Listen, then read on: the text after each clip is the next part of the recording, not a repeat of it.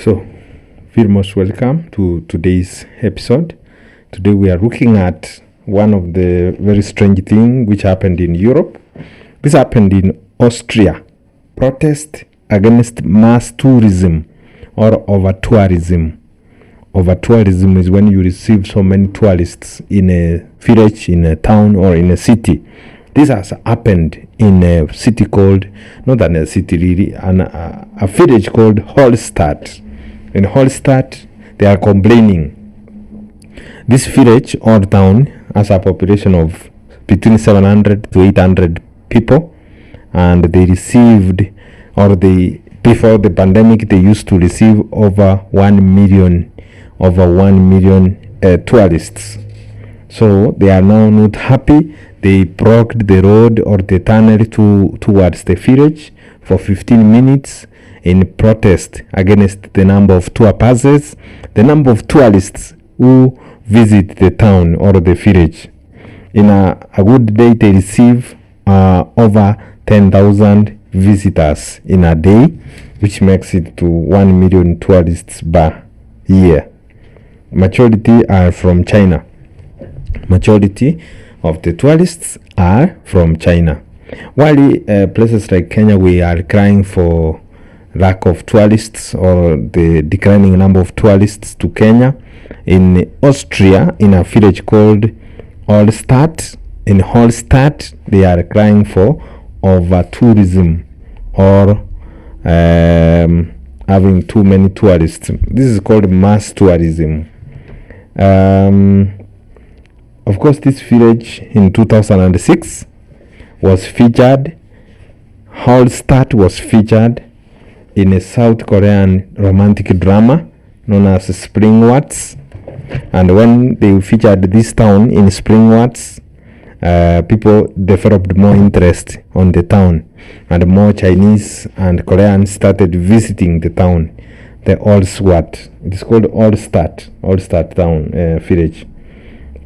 6 years later, informed that the town was crowned. To be crowned is to produce or to build a similar town like what we are seeing in these pictures. So the town was crowned in China in a place called Guangdong. In Guangdong, they have a similar town with similar features in Guangdong. Now the locals or the villagers in Hallstatt are calling for the banning of the number of passes bringing people to the town. That is one. They are also calling for the ban on tour buses, of course. That's one. The second one, they want the limit on number of daily visitors or tourists, the number of people in a day who can visit the Hallstatt village in Austria. The mayor of the town or the village said that he wanted to reduce the number of tour buses by a third. Why do people visit Hallstatt? One of the reasons, let me list some of the reasons. One is because of colorful houses in the city. Two is because of the swans which are residents of the lake near the village. The third reason is because of the gorgeous scenery. The fourth reason is because this is a UNESCO World Heritage Site. The last reason is because this is one of the oldest salt mines in the world.